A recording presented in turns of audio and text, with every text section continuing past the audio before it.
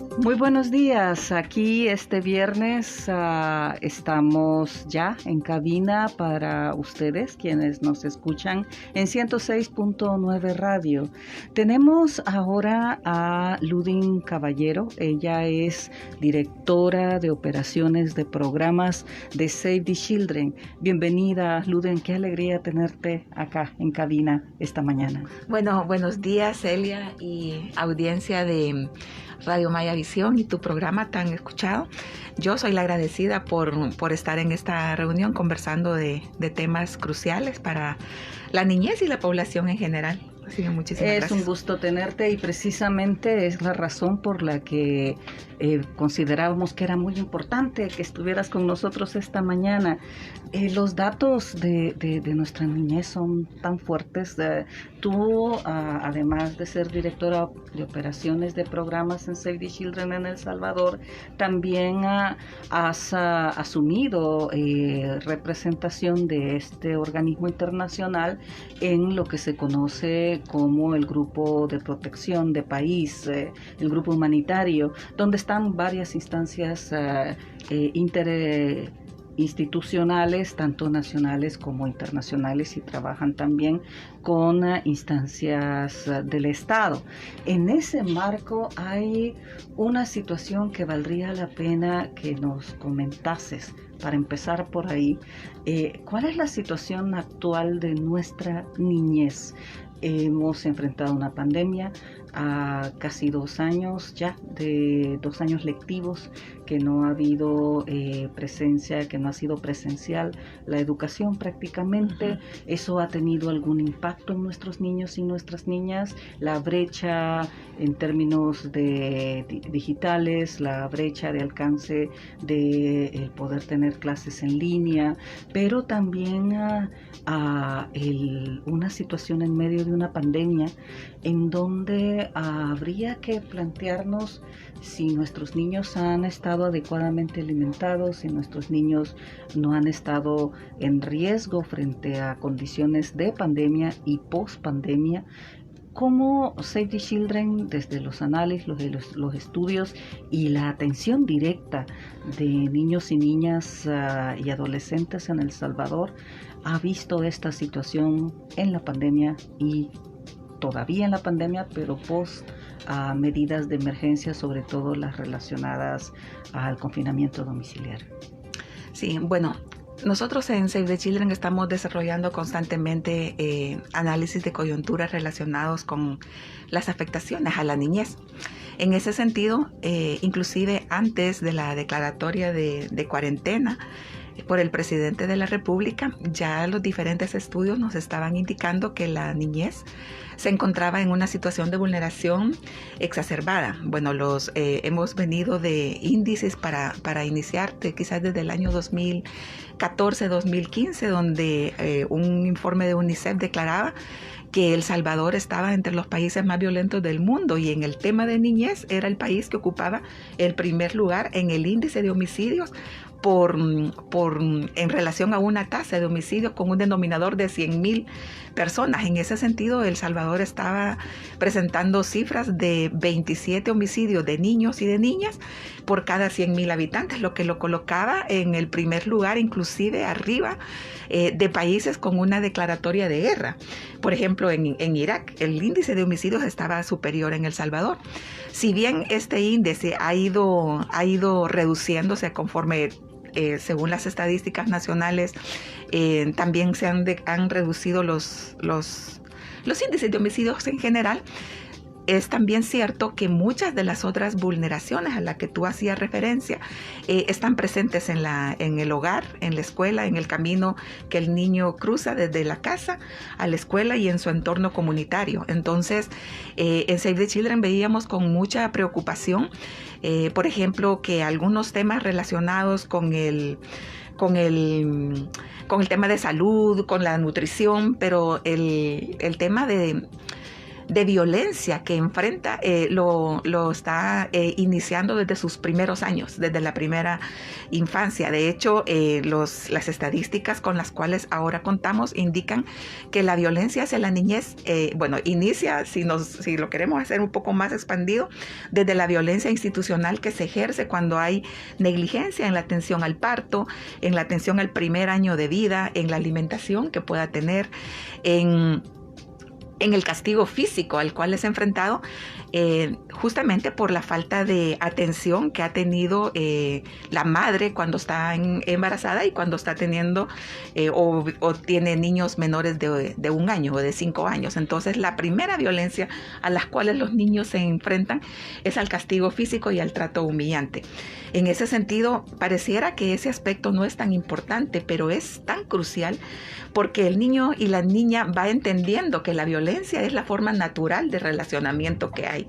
Se cayó, no hizo bien una tarea, se le quebró el plato, entonces está listo para ser víctima de violencia por las razones que sean.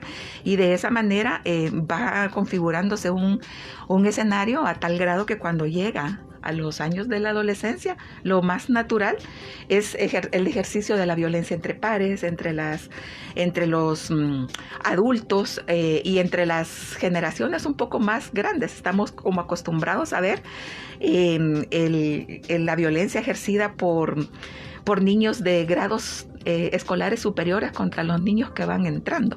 Entonces pareciera que el mundo que le estamos configurando a la niñez está marcado por la violencia. Está construido por violencia y aprendo a ser violento porque es la forma de imponer mi forma de pensar, es la forma de defenderme, es la forma de actuar frente al otro y subyace realmente la enseñanza de que el que es más fuerte puede ejercer a través de la violencia, no necesariamente, no indispensablemente física, sino también verbal, sobre alguien que siempre esté en una escala más baja, en un sistema de relacionamiento familiar, comunitario, social, muy complicado.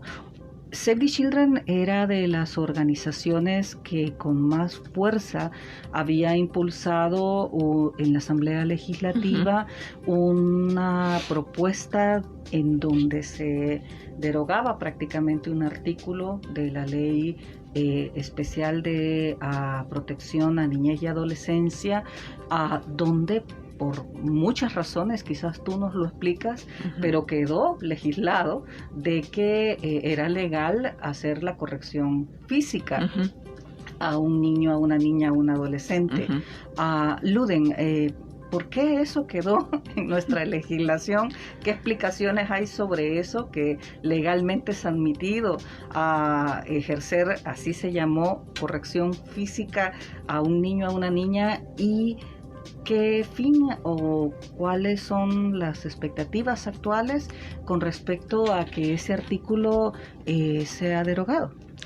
Bueno, como tú bien lo dices, desde el año 2014 Save the Children en conjunto con otras organizaciones estuvimos impulsando primero la reforma legislativa del artículo 38 de la Ley de Protección Integral a la Niñez y Adolescencia, conocida como LEPINA. El artículo 38 de la LEPINA sí indica que el niño debe crecer en un entorno libre de violencia, pero también da una interpretación ambigua porque le declara a los padres y madres que puede ejercer castigo físico moderado. Entonces la palabra moderada queda a la ambigüedad, queda al criterio de qué es moderado para ti, qué es moderado para mí y para cualquiera de las personas que vivimos y tenemos niños y niñas en El Salvador. O sea, si esto queda tan abierto, entonces es así como podemos encontrar, por ejemplo, casos emblemáticos que hemos podido documentar de un padre que ante una desobediencia interpretada por sí mismo de su hijo de 14 años en los meses de enero, de ahí por el año 2016, lo dejó afuera de su casa cuando había tormenta y esto es el mes más helado que hay en El Salvador, lo dejó afuera completamente desnudo toda la noche porque estaba aplicándole castigo. castigo. Ajá, entonces, porque para él esto es moderado y probablemente ni conozca que está este artículo de la ley. Entonces, en ese sentido, Save the Children, junto con instituciones de gobierno y de sociedad civil, dimos en formar el Comité Nacional contra el Castigo Físico en El Salvador con dos vertientes. Una, la búsqueda de la ansiada reforma del artículo 38 para dejar cerrado y que exprese de forma literal como lo mandata o como lo observa el Comité de los Derechos del Niño, para que no se ejerza castigo físico y al contrario de ello, los padres y las madres puedan ser sujetos de participación en procesos de formación acerca de qué es lo que busca, porque un padre o madre cuando le pega a su hijo no lo hace porque sea malo, no lo hace porque le quiera ejercer un daño, lo hace porque así fue criado y porque tiene el entendimiento que de esa manera va a hacer caso.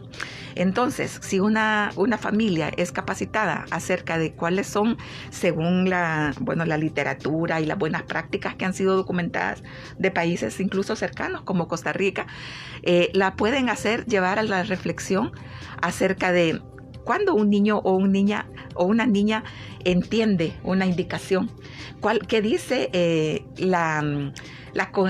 los estudios sobre la cognición, sobre la socioafectividad y sobre las diferentes áreas del desarrollo de un niño cuando se puede hablar fijamente como nos estamos viendo nosotros? Cuando yo le puedo decir a mi hijo, si te vas por esta calle y por ese bordo te vas a caer, o si te llevo a una empresa, a una tienda y botas un vaso, lo tengo que pagar y ya no te voy a poder comprar tus tenis o tus cuadernos.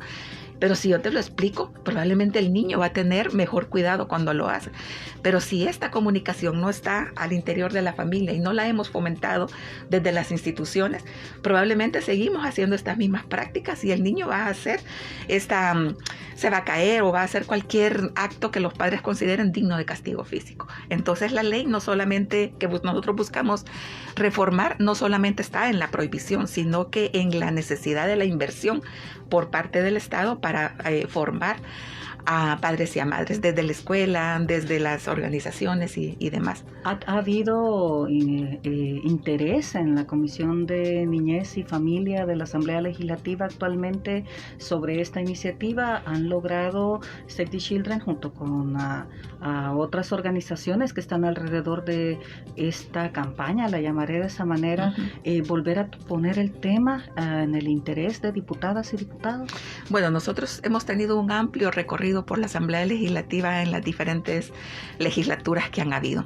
En la condición actual, lo que nosotros nos hemos enterado en un análisis de escenario es que hay un proceso llevado a cabo liderado por el despacho de la primera dama junto con algunas organizaciones en hacer una reforma de la LEPINA, no solamente en el artículo 38, sino que en otros artículos que de igual manera necesitaban una reforma, como por ejemplo el tema no solamente de la prohibición del matrimonio con niñas, sino que también el de las uniones tempranas. Entonces, entendemos que hay toda una comisión que está trabajando ahorita desde el nivel gubernamental acerca de un pliego de reformas a la LEPINA que va más allá del artículo 38. Está incluido entonces la reforma. Incluido. Es interesante porque también estaría el artículo al que hace referencia, que prácticamente si la niña es mayor de 16 años, tengo entendido,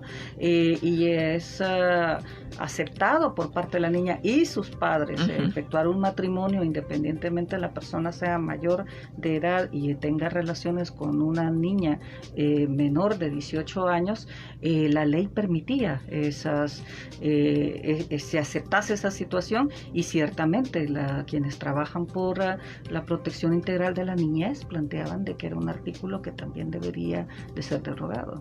Sí, y más que todo porque la reforma a ese artículo se llegó a dar. Faltaban otras adaptaciones que se tenía que hacer, por ejemplo, en el Código de Familia. Correcto. Pero el problema principal es que en el territorio no es, si bien se da el matrimonio de una niña con personas adultas, lo cual no debe pasar, El mayor problema se da en los acompañamientos, en las uniones tempranas, en las que se dan de forma espontánea, que no prima un matrimonio para ejercer la unión. Entonces, ¿cuál es la obligatoriedad de las instituciones de gobierno y la presencia de las organizaciones de la sociedad civil, incluyéndonos nosotros, las organizaciones internacionales, sobre ese aspecto? Ahí hay un tema de ejercicio de violencia exacerbado.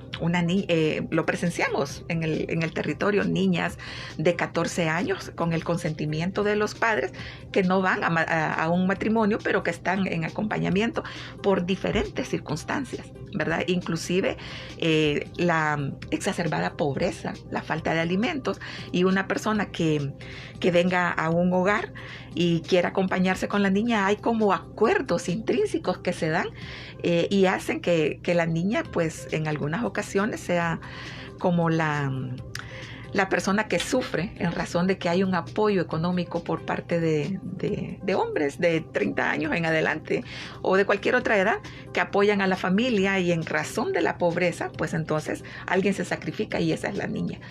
Esas uniones son las que falta que trabajar, que falta que llegar al nivel de la violencia, hacer una gestión de casos de esa familia que debe de ser apoyada para que no se ejerza desde la familia ni desde la sociedad violencia contra la niñez. Pero eso implica, hemos estado trabajando ahorita con CONNA en la capacitación acerca de la gestión de casos, ¿verdad? ¿Cómo podemos prevenir que esa vulneración se llegue a dar? Pero que si se da, ¿cómo poder regresar a la niña a su entorno hogareño, a la escuela, para que pueda desarrollar su vida? Entonces, es ese tema de las uniones tempranas que representa todo un corte al proyecto de vida de la niñez. Sobre todo cuando una niña empieza a tener niños, en condiciones en donde esa es la siguiente pregunta que tenía para ti. El duro tema, el difícil tema de violencia dentro del propio hogar y de violencia sexual ejercida contra niñas y adolescentes, en relación a los últimos 2 años, ¿cómo está este fenómeno? ¿Ha logrado disminuir el número de embarazos adolescentes?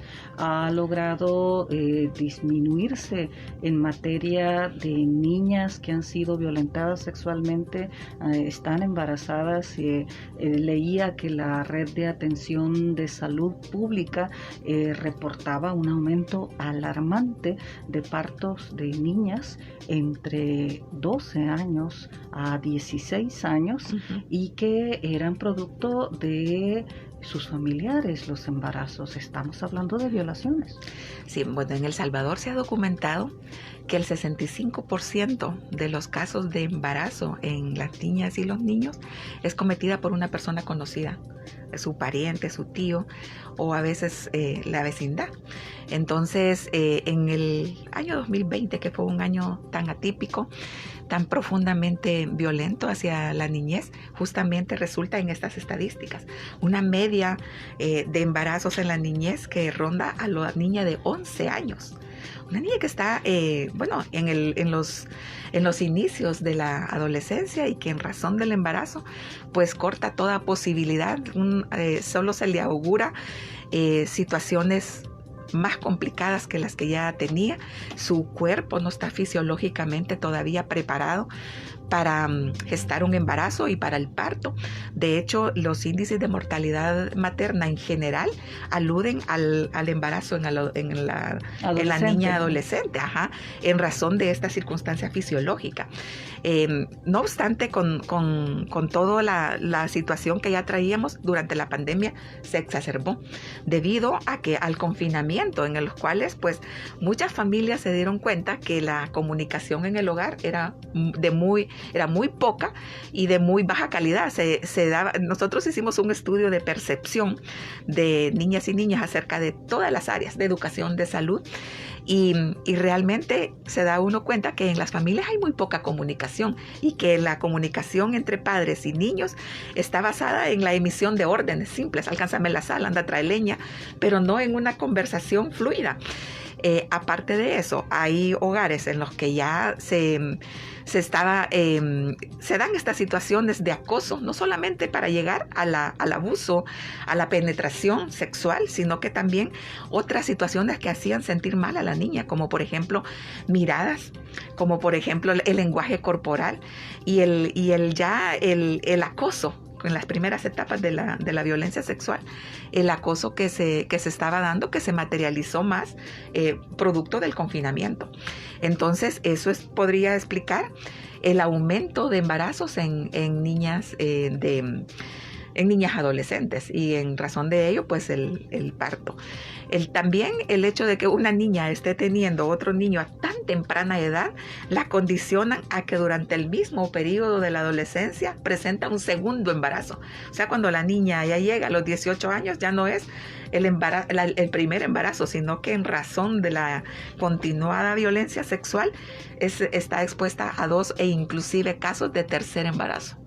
Antes de cumplir los 18 años. Y esto también es un ciclo de la violencia que condiciona que su niño también nace con bajo peso, con todas las circunstancias que implica que el niño o niña, producto de esta violencia sexual que tiene otra niña, nazca con bajo peso, con defensas disminuidas, con poca atención del parto.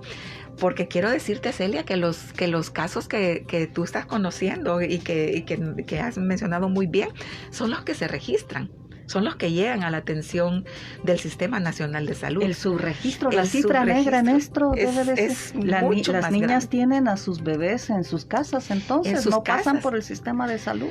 Exacto, porque justamente en razón de esconder la violencia que desde todo punto de vista y además legalmente violencia sexual, pues los padres o el vulnerador no quieren que esta niña llegue a ningún sistema de salud, al SUECOS que se encuentra en el nivel comunitario. Y aquí es donde se hace pertinente y crucial la participación del promotor de salud, esta persona que está en el nivel comunitario y que conoce todas las viviendas y que puede identificar en dónde se está presentando una niña embarazada. A mí esta figura del promotor de salud particularmente siempre me ha dado mucha expectativa.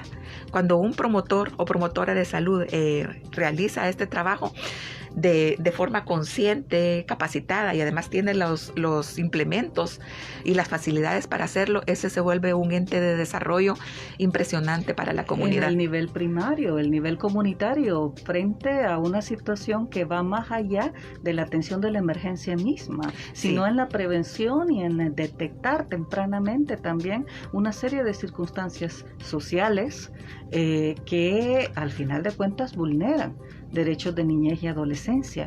Luden en ese marco. Ahí también Save the Children trabaja muy fuerte, lo decíamos al principio de cuando te introducíamos para nuestros radioescuchas, en lo que se conoce como el Grupo Humanitario de País. Allí hay 3 preguntas, empiezo por una, en términos generales, sabiendo de que algunos datos quizás no puedan darse por las circunstancias propias del trabajo.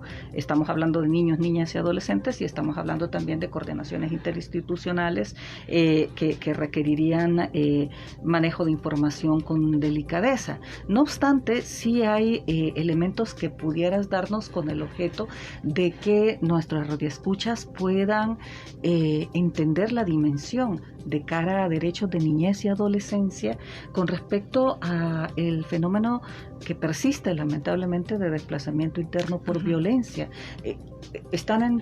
Son de las organizaciones que actualmente están en primera línea ustedes con respecto a la atención de esta situación.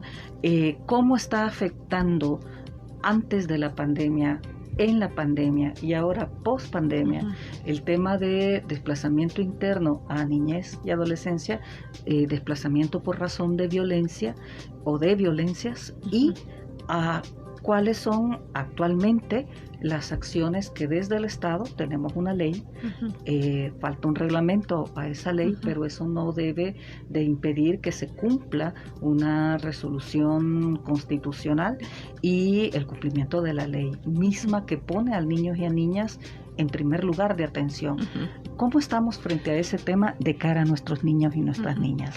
Bueno, quizás iniciar en este segmento de la entrevista con una declaratoria de las organizaciones de niñez, en las cuales se emplaza que las niñas y los niños son las personas que más sufren los embates de la violencia, tanto una violencia provocada o de origen natural, como por eventos antrópicos, como lo es el desplazamiento forzado. En todo sentido. Sabemos que las condiciones que originan el desplazamiento forzado ahí en la vecindad, en la colonia o en la comunidad, están marcadas por la violencia, ¿verdad? En la totalidad de los casos, me atrevería a decir, para que una persona salga en un término de 24 horas hacia otra región del país en razón de proteger su vida y su integridad física, es un nivel de violencia exacerbado que le está llevando a tomar esta decisión. Allí mismo, en el nivel de la familia, la poca comunicación nuevamente o el entendimiento y la apreciación del niño y de la niña como sujeto de derechos en el ámbito familiar, comunitario y la sociedad en general, hacen que los niños ni siquiera sean consultados acerca de las afectaciones, de las acciones que van a hacer y de las afectaciones que va a tener. Y las razones por las que una familia se tiene que movilizar. Y las razones, el desarraigo que le ocasionamos, el corte del ciclo de la escuela, la socialización que tiene con su mejor amiguita o su mejor amigo dentro de la escuela y dentro de la comunidad. De todo esto no hay tiempo, sabemos, ¿verdad? Por las condiciones en las que se da el desplazamiento forzado. Entonces, el año 2020, que es cuando se promulga la ley contra el desplazamiento forzoso que tú estabas liderando, sabíamos que hace falta, justamente para su aplicación, la realización de su reglamento y la política, además. Aún no hay reglamento. Entonces, no, todavía no hay reglamento. Nosotros, justamente en razón del estudio de esta condición, hemos presentado a la Unión Europea la posibilidad de apoyar a las instituciones de gobierno y específicamente a la Dirección Nacional de Atención a Víctimas de la Migración y el Desplazamiento Forzoso, la posibilidad de hacer este reglamento. Entonces estamos justamente en estos meses en ese cabildeo para poder llevar a cabo todo lo que implica hacer un reglamento, las mesas de trabajo, las revisiones y demás. Tenemos entendido que va a haber una modificación a la ley contra el desplazamiento forzado, por lo cual el reglamento pues va quedando un poco atrás, porque mientras no se tenga la ley tal cual sea modificada, pues entonces el reglamento no puede estar en función de una ley que va a ser modificada.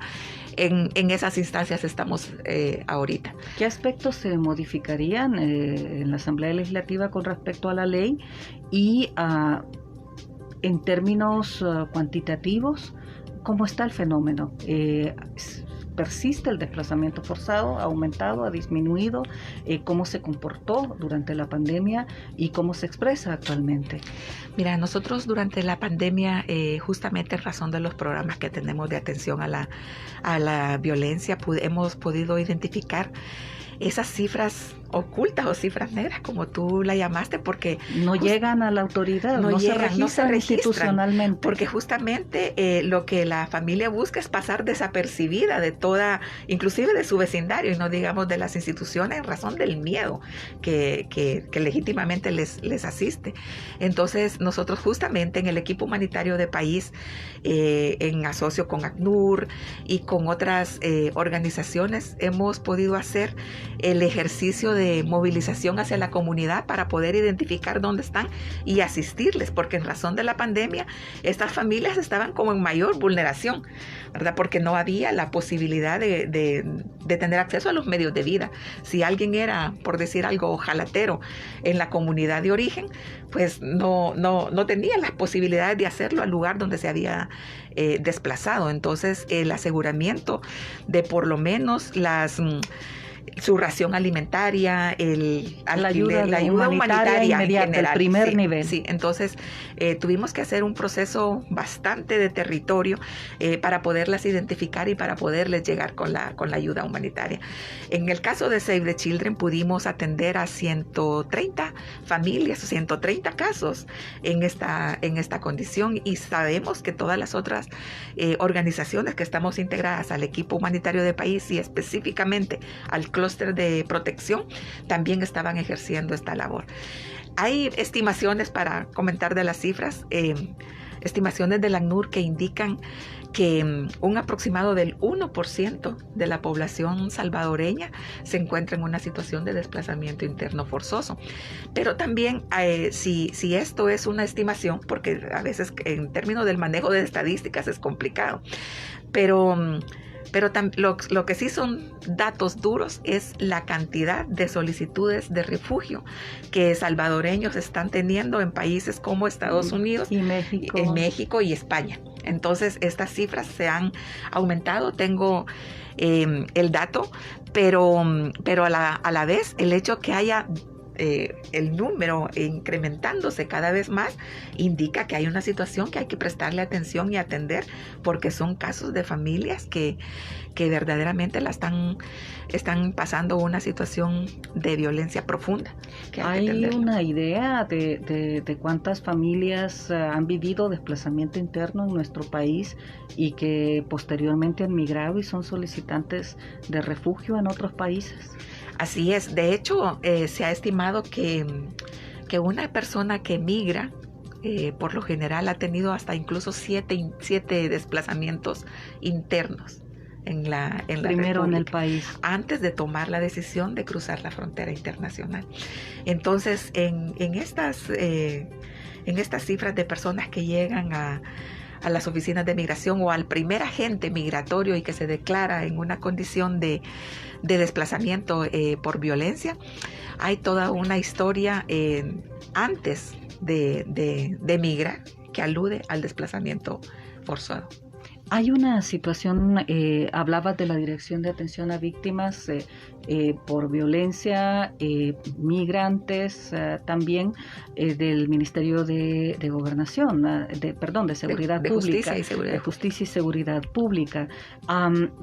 Aparte de reformar la legislación de cara a desplazamiento interno existente, ¿cuáles son los programas en los que se puede estar colaborando, impulsados en coordinación interinstitucional con instancias de gobierno, de Estado, con instancias internacionales como Save the Children, de cara a una situación de un niño cuya familia está desplazada interna por violencia, o un niño que ha sido deportado, repatriado desde diferentes países? Principalmente los datos de niños deportados desde Estados Unidos en los últimos año y medio son alarmantes.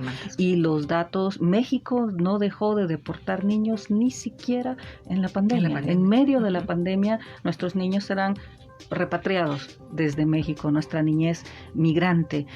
¿Qué programas hay para poder atender a un niño, a una niña, de acuerdo a sus edades, que ha migrado por razones de violencia en el país, y cuál es, desde su responsabilidad, el Estado salvadoreño en términos de programas que garanticen que ese niño, esa niña no vuelva a ser expuesto a una migración irregular?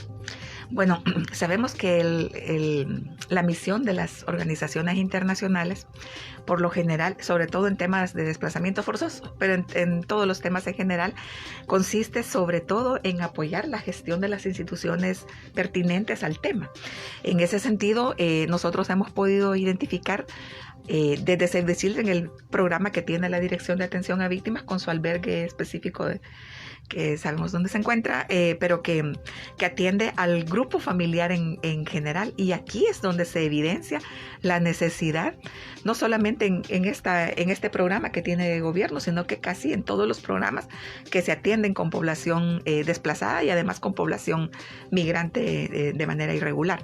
el hecho de no hacer un ejercicio o un análisis del interés superior del niño, como lo indica la Convención de los Derechos del Niño. Y la misma Lepina. Y la misma Lepina. ¿Cómo poder hacer ese primer abordaje inicial en relación a que el personal esté capacitado y pueda entender las etapas y edades del niño para hacer justamente ofrecer este abanico de posibilidades, como es la determinación del interés superior? ¿Qué es? Estar en un albergue, buscar una familia de acogida o buscar otra alternativa, porque por lo general cuando hay un portafolio de programas tan escueto, son muy pocas las posibilidades que se puedan ofrecer para que el niño o la niña realmente acceda a ello.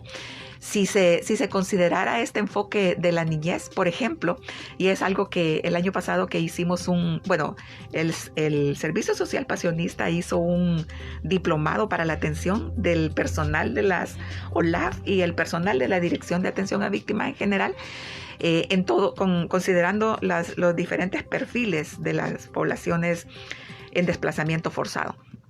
En el caso de nosotros nos tocó o nos correspondió y nos gustó además abordar el tema de derechos de niñez en la situación de desplazamiento forzado. Y entonces se evidencia la necesidad de formación para todo el personal de los programas de la Dirección de Atención a Víctimas, pero también de las organizaciones que trabajamos en este tema en el abordaje de la niñez, de acuerdo a las etapas y edades. No podemos abordar de la misma manera a un niño de 3 años que a una niña de 9 años, sin consideración de cómo van evolucionando las etapas del desarrollo. Por ejemplo, en el área socioafectiva, un niño de 9 a 11 años tiene un análisis deductivo. Si en su escuela, si en su comunidad o si en el interior de su familia, en las violencias que se pueden dar al interior de la familia, también fue víctima, por ejemplo, del abuso sexual por un docente o por un funcionario público, al ser acogido o el estar siendo atendido por una institución, este análisis deductivo le va a llevar allá. Tuve una agresión sexual por el docente o por un psicólogo o por un sacerdote o por cualquier otra figura de la comunidad, y la llevamos a un lugar, su análisis deductivo, porque eso es lo que aplica en ese rango de edad, le indica a él que si aquella persona hizo esto, como en general esta persona que se me está acercando me puede hacer esta agresión sexual también, y se empiezan a dar estas diferentes manifestaciones. Si está al interior de un albergue, el miedo cuando se apaga la luz. Entonces, ¿cómo se abordan estos temas? ¿A qué hora se apaga la luz? Si los niños están separados de su grupo familiar, o si hay un albergue para niños y niñas donde también ha sido víctima de una agresión, no solamente sexual, en todo tipo. Contrario, si el niño ya está en el rango de los 12 años, donde ya cambia su interpretación al nivel inductivo. Pero este es solamente un pequeño elemento de cómo la consideración en la atención a la niñez en situación de desplazamiento forzado en relación a todo el entorno que le originaron ser víctima de ello, necesita un análisis especializado y una atención especializada. Y esa es la lucha que tenemos las organizaciones que trabajamos en niñez y que además estamos trabajando en situación de desplazamiento forzado. En los últimos minutos que tenemos de esta conversación en 106.9, para nuestros radioescuchas que nos han sintonizado un poco tarde, estamos hablando con Ludin Caballero, directora en El Salvador de operaciones de programas de Save the Children. Un tema fundamental para ir cerrando y que vaya dirigido principalmente a las niñas, los niños, los adolescentes que nos están escuchando en estos momentos, Luden.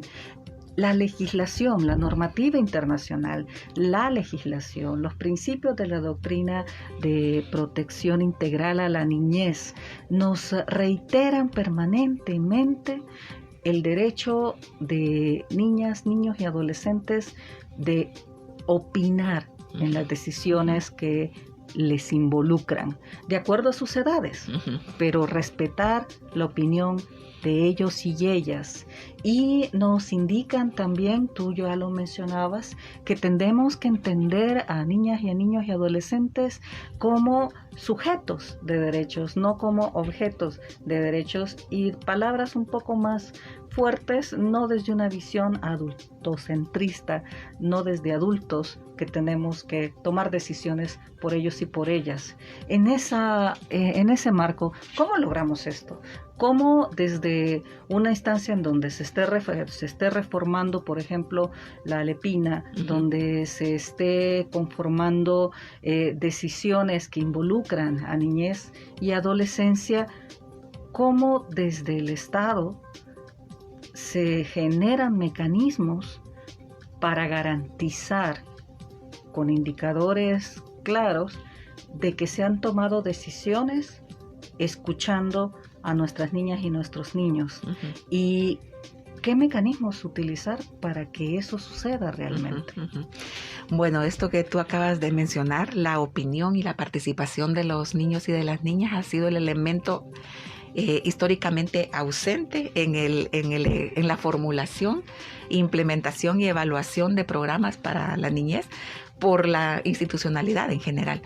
En ese sentido, y aprovechando la oportunidad que me das, y para todos los niños y niñas que me puedan estar escuchando en este momento, instarles a que aprovechen cada uno de los espacios que se dan en su entorno inmediato, en la comunidad, en el asistir a la escuela.